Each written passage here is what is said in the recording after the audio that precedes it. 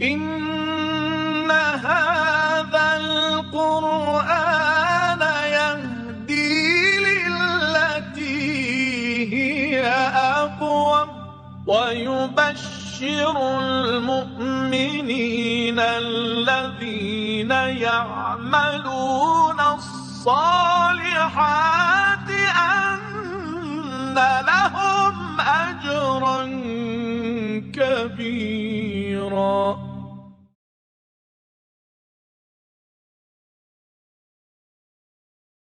أعوذ بالله من الشيطان الرجيم. بسم الله الرحمن الرحيم. Sura Al-Tawba, verse 21. يبشرهم ربهم برحمة منه. This ayah talks about الذين آمنوا وهاجروا وجاهدوا in the previous verse. Those who believed and migrated and did jihad in Allah's way. يبشرهم. God gives them the good news, the tidings of what? رحمة منه, of a mercy from Him. رضوان, pleasure. جنات لهم فيها نعيم مقيم, gardens in which they have lasting blessing. خالدين فيها أبدا, they will remain there forever. and الله عنده أجر عظيم. It talks about the great reward that they have with Allah.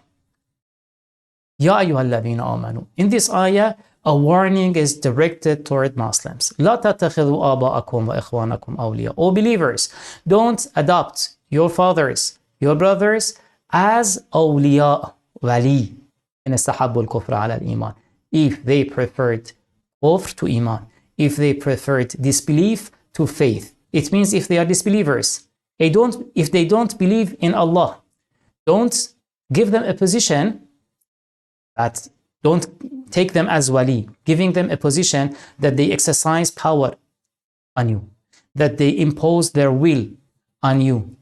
وَمَنْ يَتَوَلَّهُمْ مِنْكُمْ فَأُولَٰئِكَ هُمُ الظَّالِمُونَ. Whoever from you takes them as wali, those people will be ظالمون, the unjust, the wrongdoers.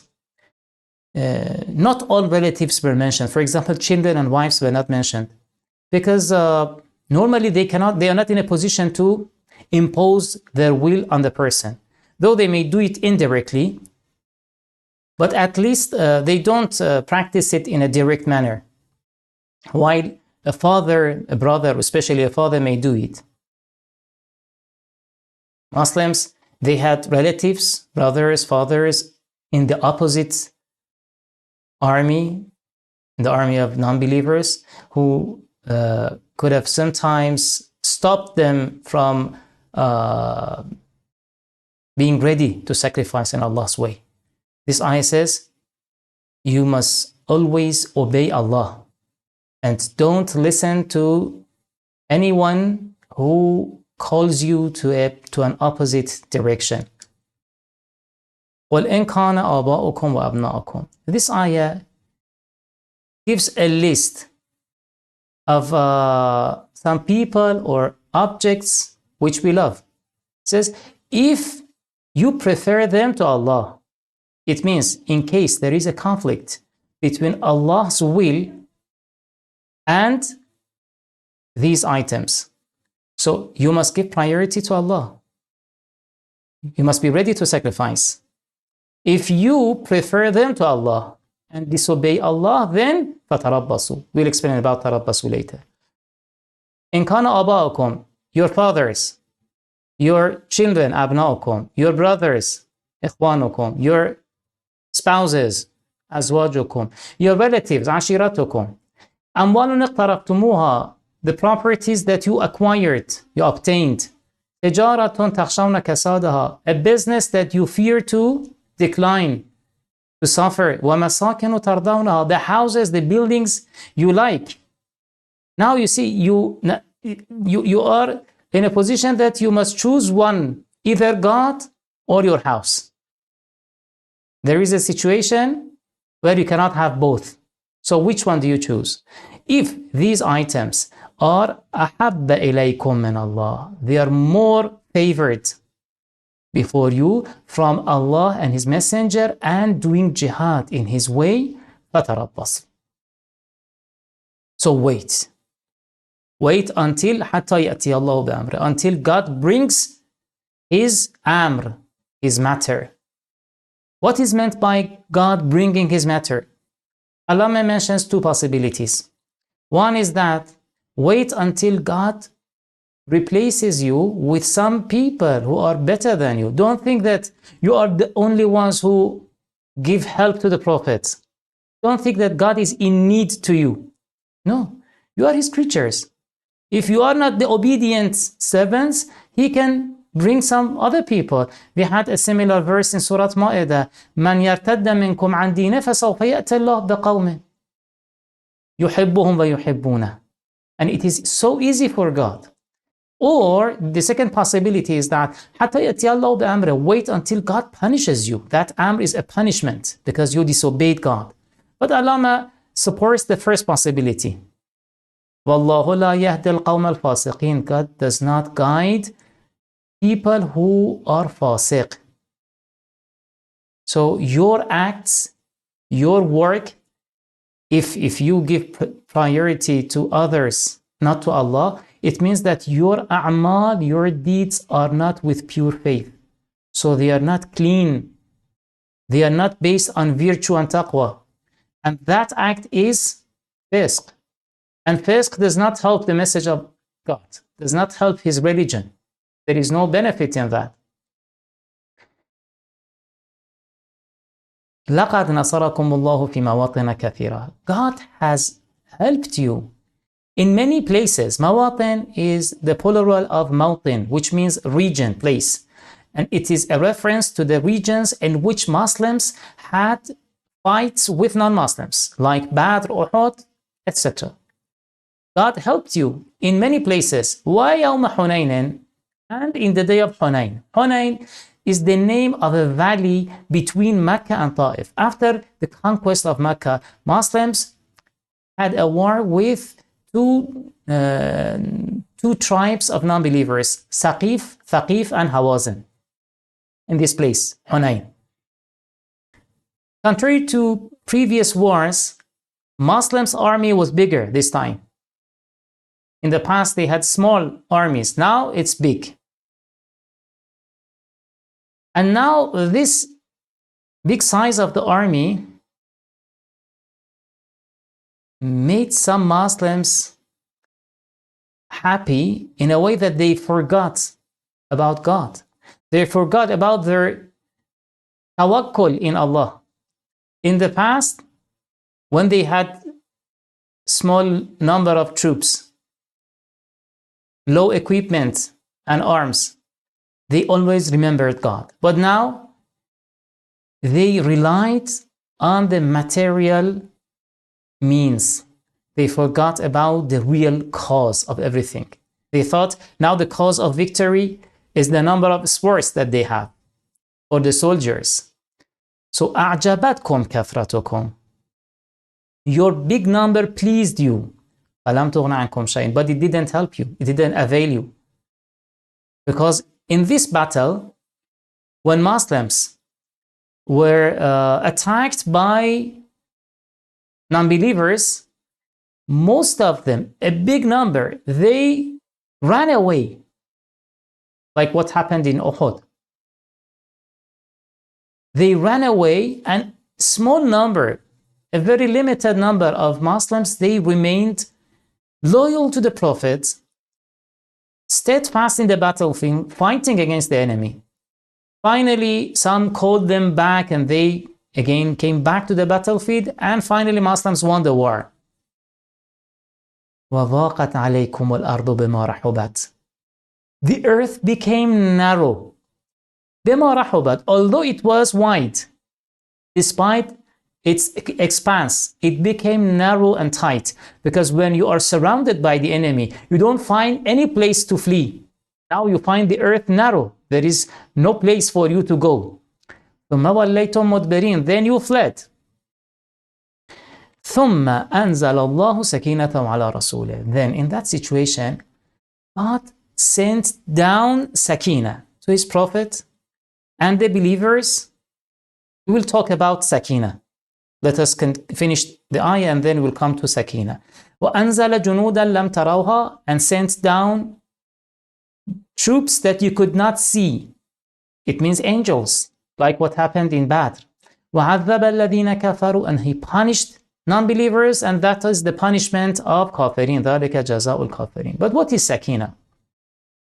One may think sakina is the bravery, the morals of a soldier in the battle, to be ready to fight, not to be frightened, to be steadfast in his position. And because in the first stage of the war, Muslims were frightened by the surprise attack of non-Muslims. But then after that, God gave them sakina and calmness.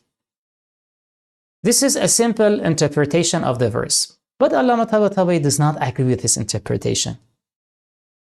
He says when we search usages of the word sakina in the Quran, we see that it is a reference to a very sublime spiritual state, which is higher than what a brave soldier feels in the war. There are many brave soldiers who do not believe in God or do not care about faith, but they are brave. They have that calmness in the war. That is not meant by sakina. Because when someone reads Quranic verses which contain the word sakina, he realizes it is a godly spiritual state which keeps the person in a constant connection with God. And also, some other points are mentioned next to sakina in the verses, which makes it very special. For example, in this ayah, after sakina, God says, جُنُودًا لَمْ تَرَوْهَا, the invisible army of God. Again, in the same surah, Surah Al-Tawba, verse 40, فَأَنزَلَ اللَّهُ سَكِينَتَهُ عَلَيْهِ وَأَيَّدَهُ بِجُنُودٍ لَمْ تَرَوْهَا. Just after mentioning sakina, God says, God sent down armies that you didn't see. Or in Surah Fath, verse 18, فَعَلِمَ مَا فِي قُلُوبِهِمْ فَأَنزَلَ السَّكِينَةَ عَلَيْهِمْ. God knew what was in their hearts, so he sent down sakina on them.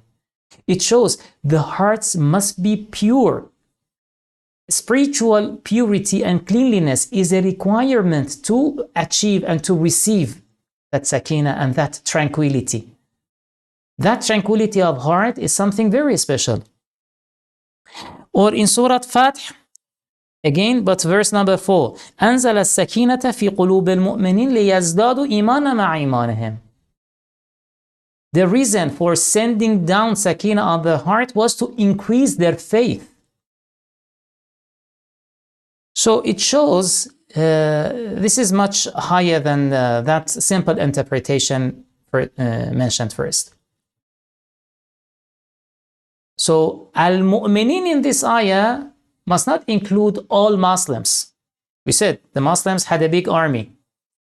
Not all are meant by al-mu'minin.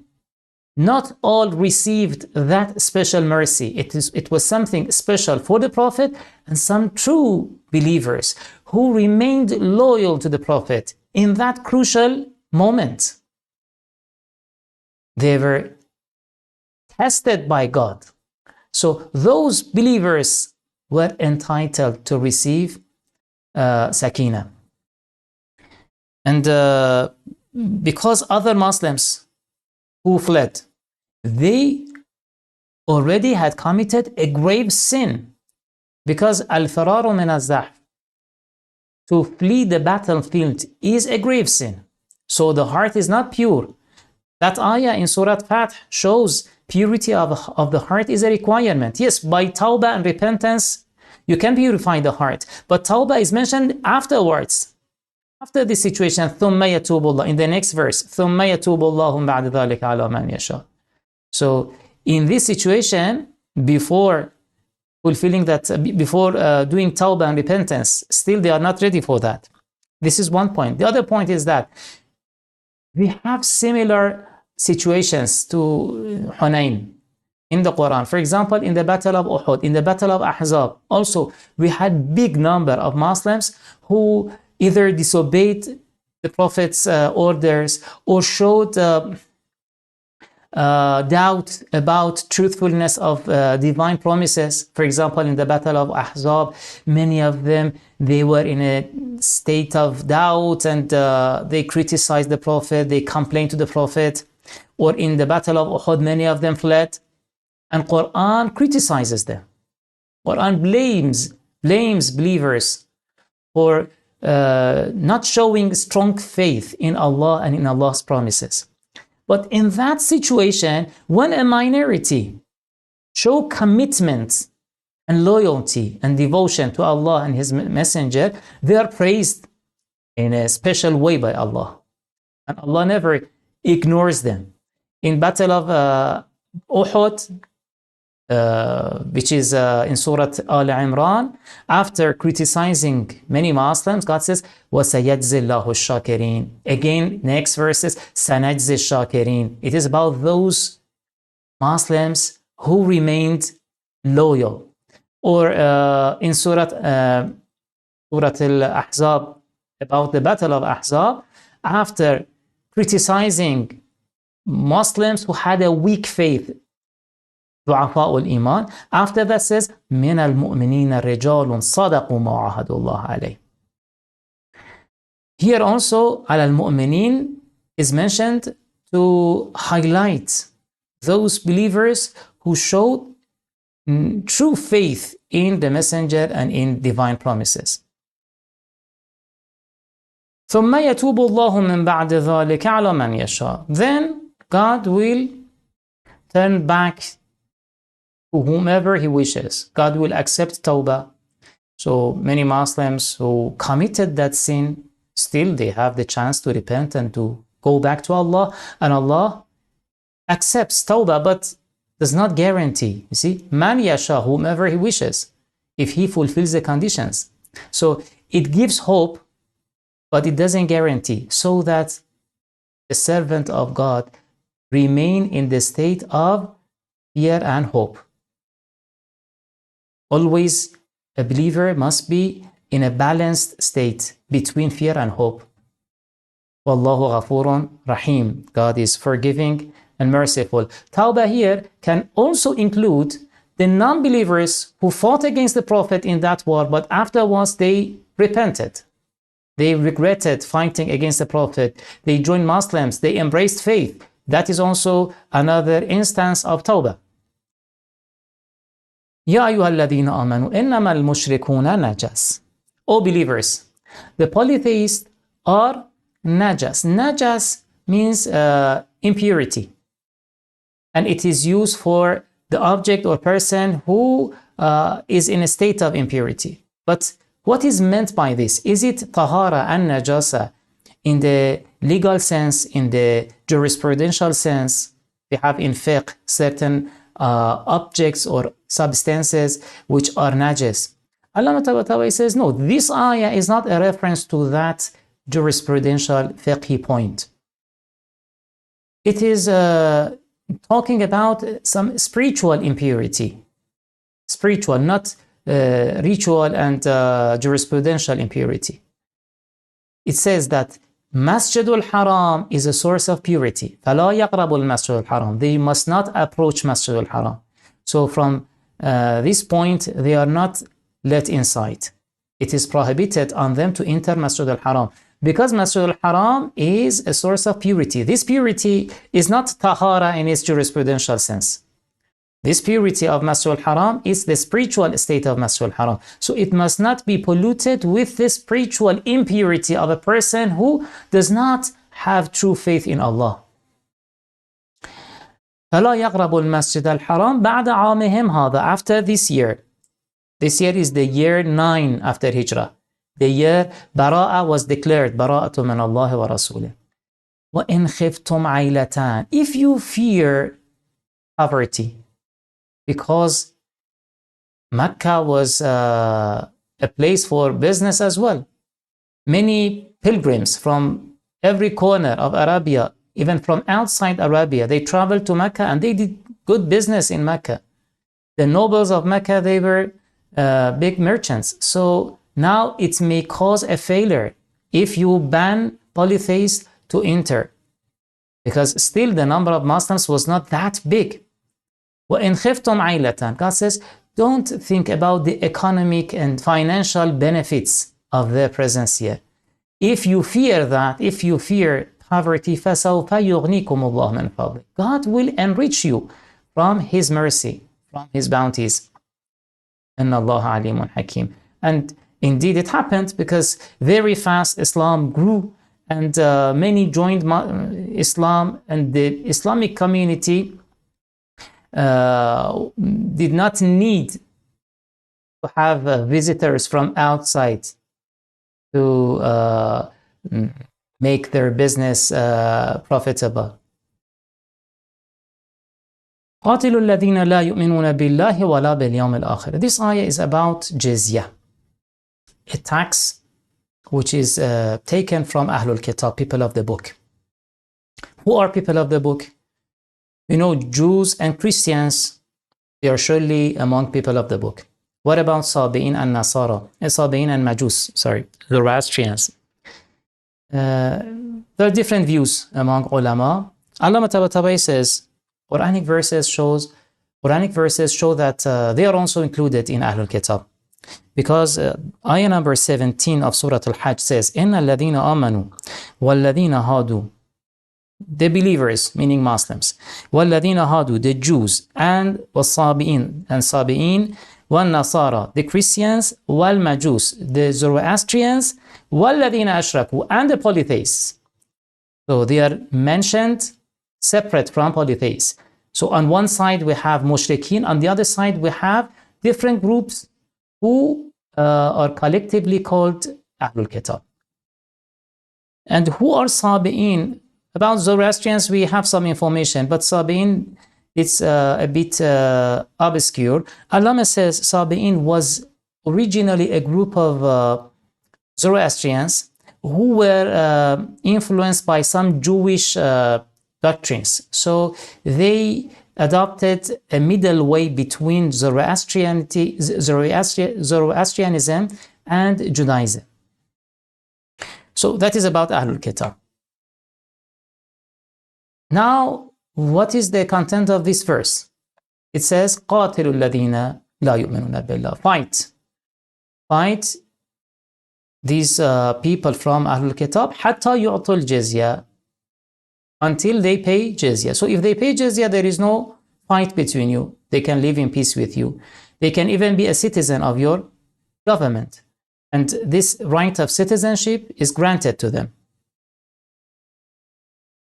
لا يؤمنون بالله ولا باليوم الآخر.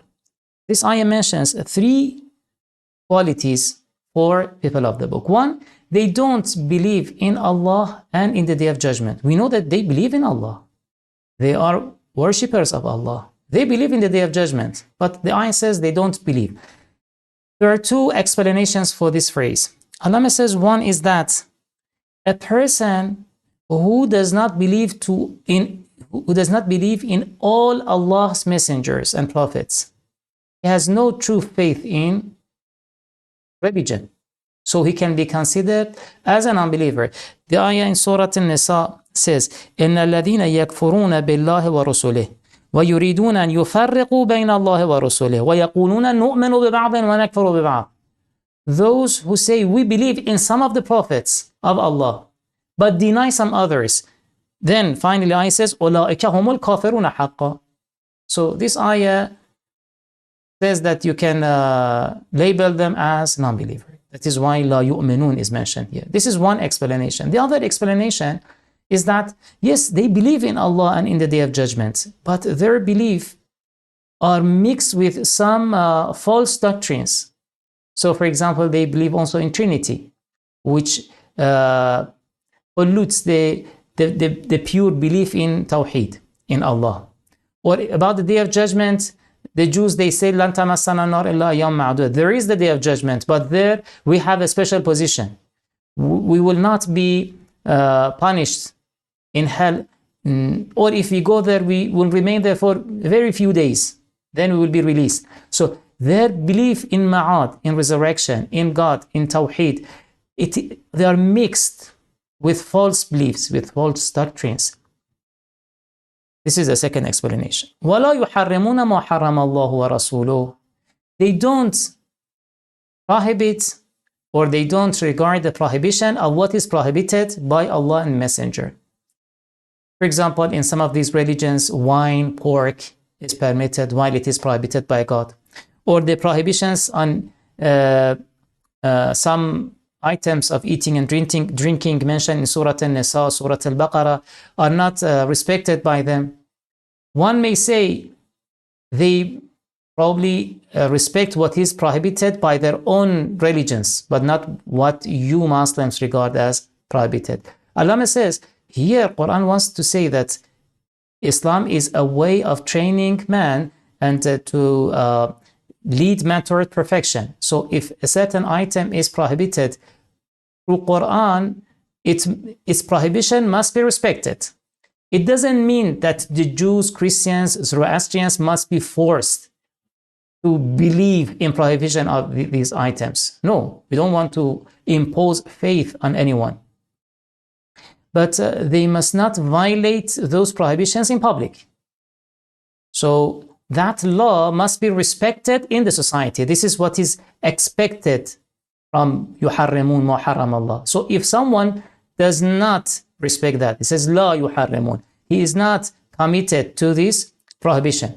وَلَا يَدِينُونَ دِينَ الْحَقِّ, and they do not adopt the religion of truth. Now, these are the qualities of the groups from whom jizya is taken.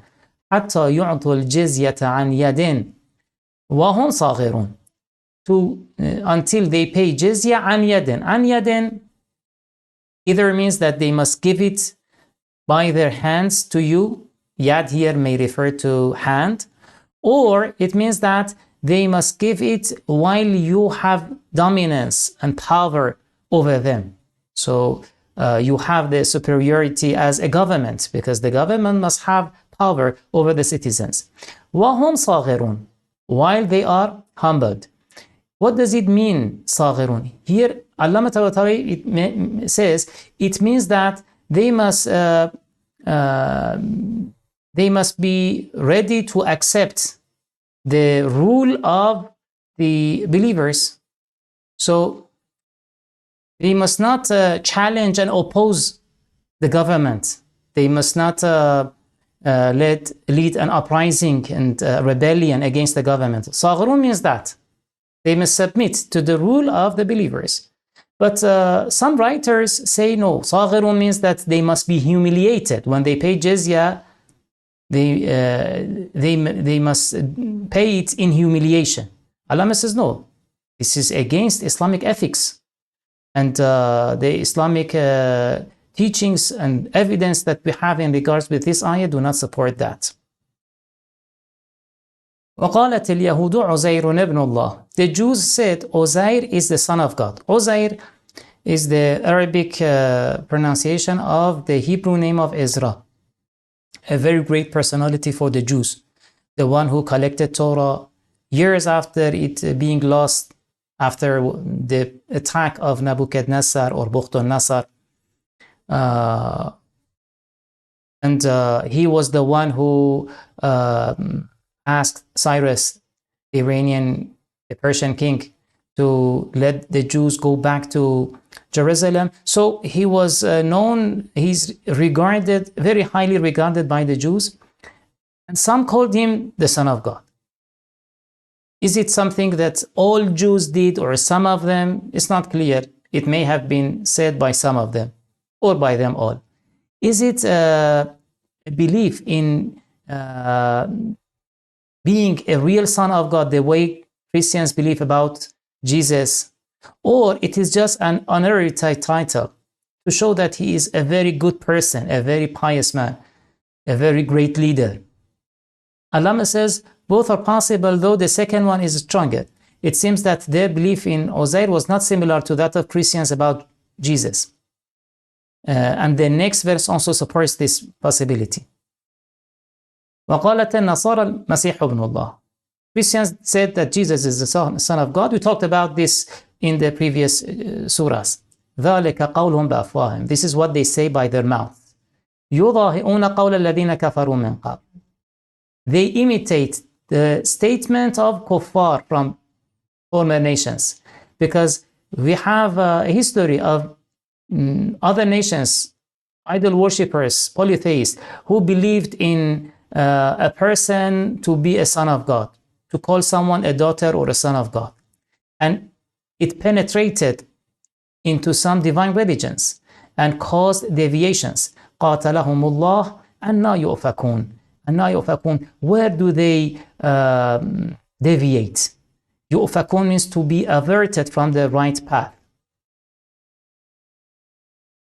اتخذوا أحبارهم ورهبانهم أربابا من دون الله. They adopted their أحبار. أحبار is plural of حبر, which means scholar, but it is mostly used for Jewish scholars. They adopted their scholars and their monks, رهبانهم أربابا من دون الله, lords other than Allah. So they believed in their lordship. Does it mean that they really worshipped them and believed in them? No, because they showed blind obedience, full submission and full obedience to these people while they did not have that position. They were people who had some mistakes, but those people, those followers of those religions, they showed full obedience the way they must show to God, the way God must be followed. They followed them the way God must be followed. So that is why they are called Rab now.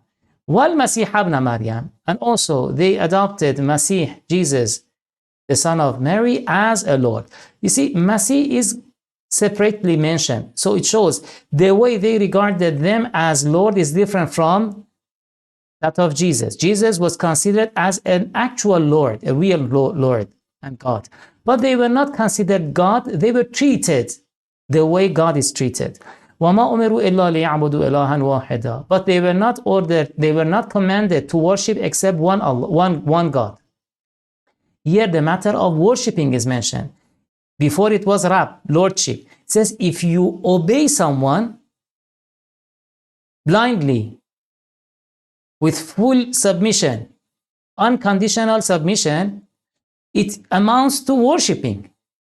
So the result is that you are worshipping. Like, Ya Bani Adam, Alam ahad ilaykum, Ya Bani Adam, Allah ta'budu shaitan. In the day of judgment, God says, Oh Bani Adam, didn't I take a covenant from you not to worship shaitan? Most people, they don't technically worship shaitan. Yes, we have some worshippers of shaitan, but they're very few. Most people, they may obey shaitan, but obedience, full obedience and unconditional obedience amounts to worshipping. La ilaha illahu subhanahu amma yushrikun. Wassalamu alaikum wa rahmatullahi wa barakatuh.